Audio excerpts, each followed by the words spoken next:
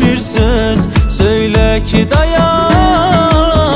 Ala gözlüm yarım, sen nazlı nicarım, sen güləndə ömrüm gül açır baharım. Tut elimden, yoktur bir sabr o kararım.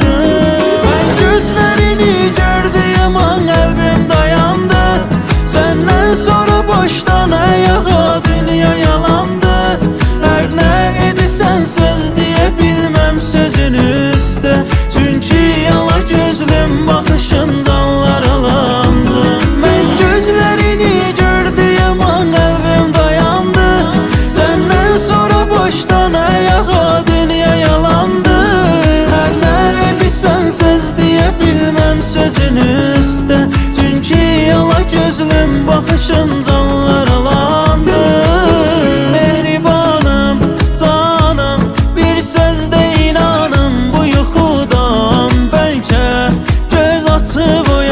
Son nefeste bir söz söyle ki dayanım.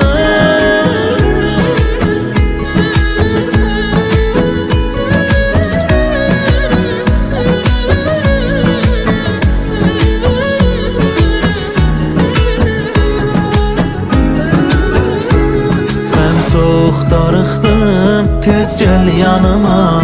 Ürəyim seni ister. Gel kalbime dol, mənə bax, sevgini göster. Bu aşk yaman oldu. Her gün dayandım, sen gittin o dumanlı sen yolun üstə.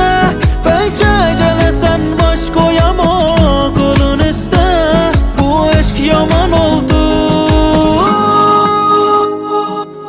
Mehribanım, canım, bir sözde inanım. Bu yuxudan belki göz açıp uyanım. Son nefeste bir söz söyle ki dayanım.